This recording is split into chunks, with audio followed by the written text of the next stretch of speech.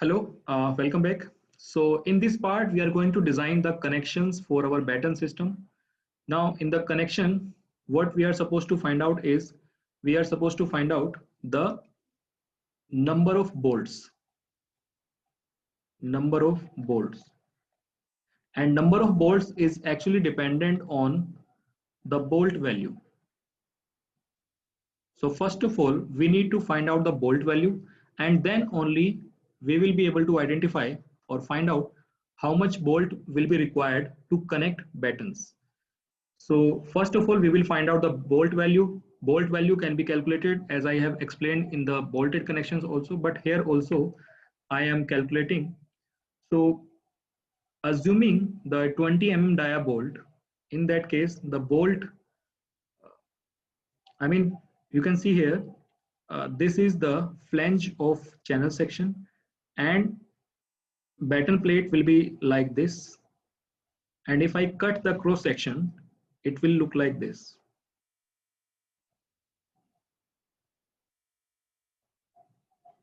So bolt is used to connect it,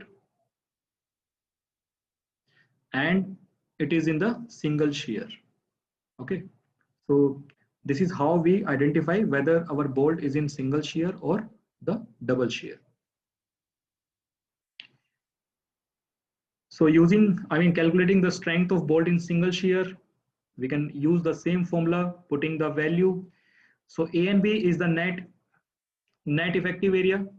So we are assuming that the the shear plane will be intercepting the threaded part. So that is why we are taking the net effective area, the effective area of the bolt, which is 0.78 times of ASB, the total cross sectional area. So putting all the values, we can get the value of shear strength of the bolt as 45.27. Similarly, we will find out the bending strength. But for the bending strength, first we need to find out the KB value, and KB depends on edge distance, pitch value. So as we have the 20 dia bolt, so we can find out the minimum pitch and edge distance for this bolt value, and then we can find out the KB value. So I am assuming the minimum pitch as 2.5 times of D and minimum end distance as 33. Well, these are not the final. We are actually taking this minimum pitch value and just to find out the KB value. We will actually, how much pitch we are actually providing in our connection, we will calculate that later. But this is for the calculation of the bending strength of the band for the bolt.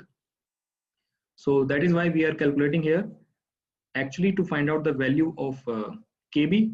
So adopting P as 60 and edge distance as 35, we can find out the KB value will be the smaller of this. So KB value, we find out this as 0.53. Then strength of bolt in bearing, using this formula, putting all the values, we can calculate the strength of bolt in bearing as 69.5 kilonewton. So bolt value will be lesser of the bearing strength of bolt and the shear strength of the bolt. So you can see shear strength was 45 and bearing strength is 69. Sorry, I think I said the bending strength of bolt. It is actually the bearing strength of the bolt. So 69.5 kilonewton.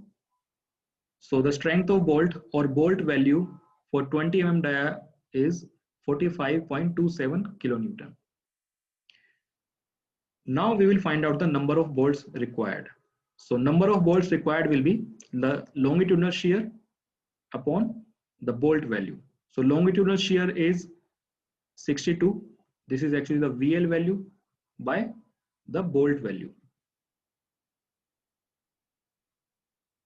Okay, so putting all the values, we can find out the number of bolts required as 1.39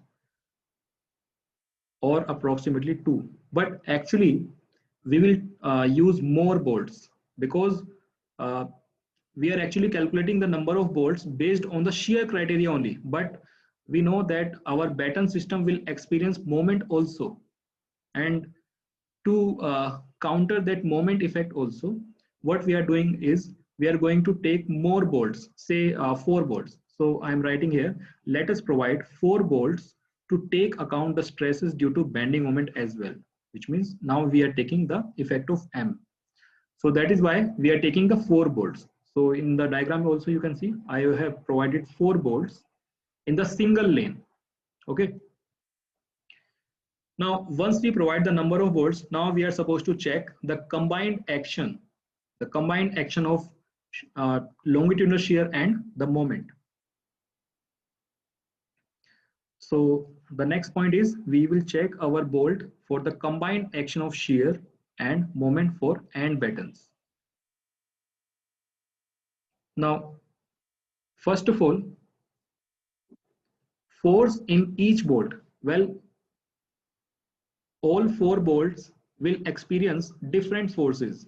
For example, one force will be the longitudinal force and the second force will be the force due to moment. Okay, so as I said earlier also that the extreme bolt will experience the maximum effect, and that is why the extreme bolt will be the critical bolt. So we will actually check this bolt only. If this is safe, then other 3 bolts will also be safe. So this bolt will experience 2 kind of force. One is F1. So this F1 is due to the value of M, and the second force is due to the VL, and this because of this VL the force is F2. So this bolt is actually experiencing these 2 forces, F1 and F2.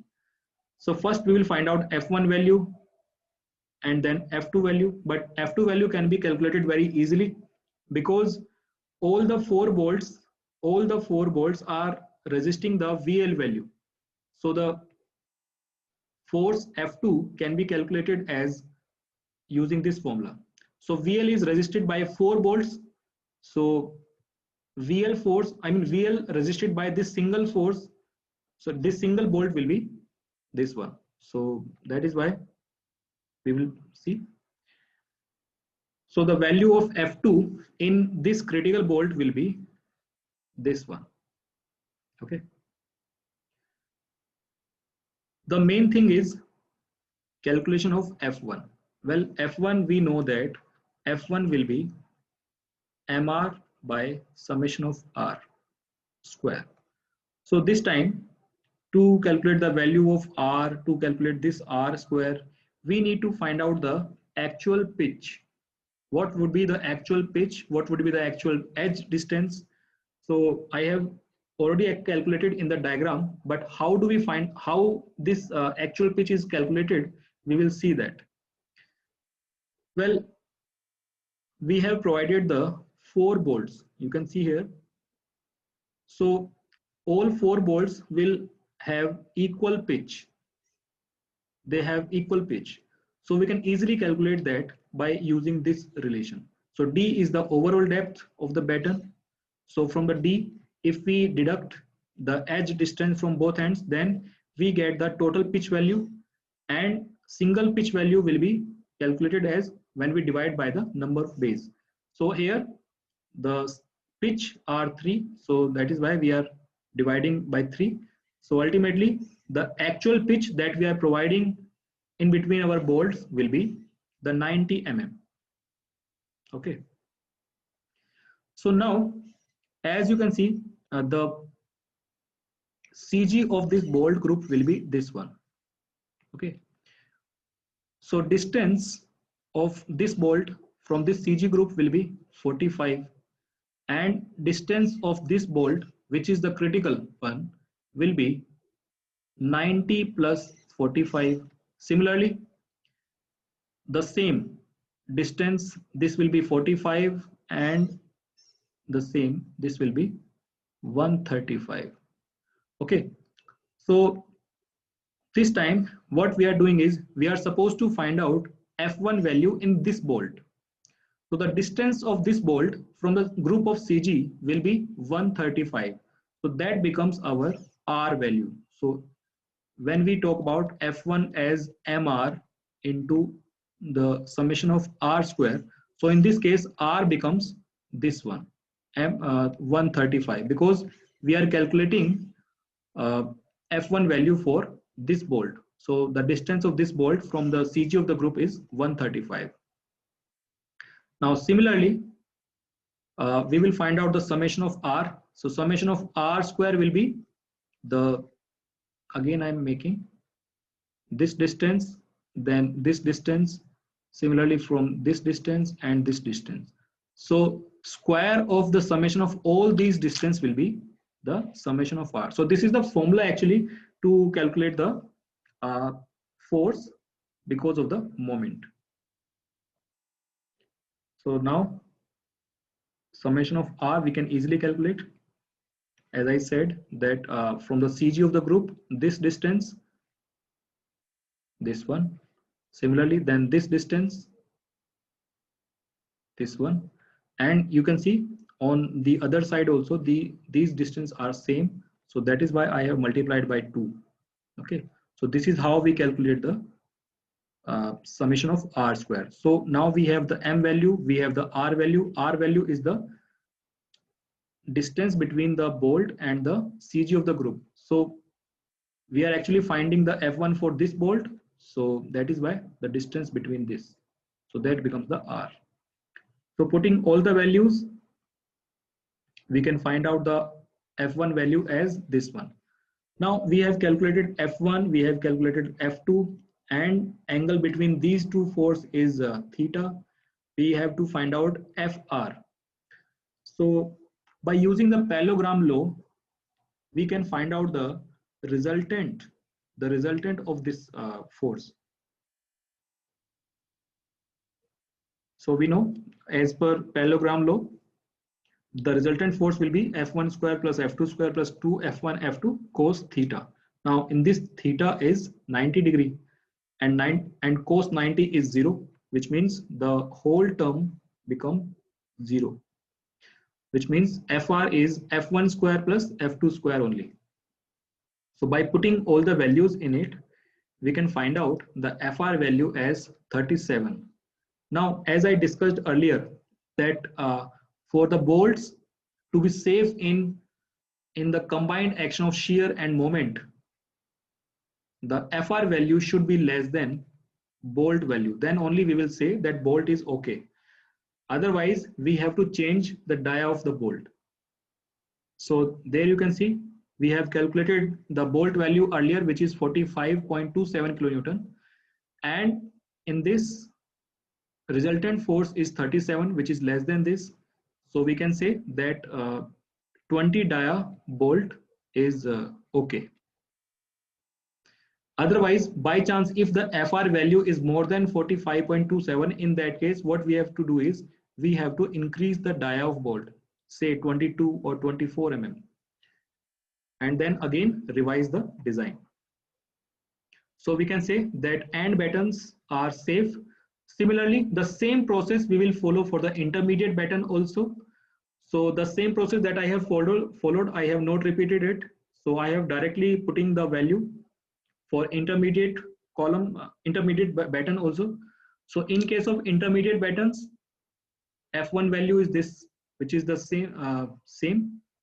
Sorry, I have interchangeably written it. This is actually F2 value and this is F1 value. This is F2 and this is F1. So by calculating it, we can find out the FR value as 42, and this 42 is again less than the bolt value, which means the bolts provided in the intermediate batten will also be safe.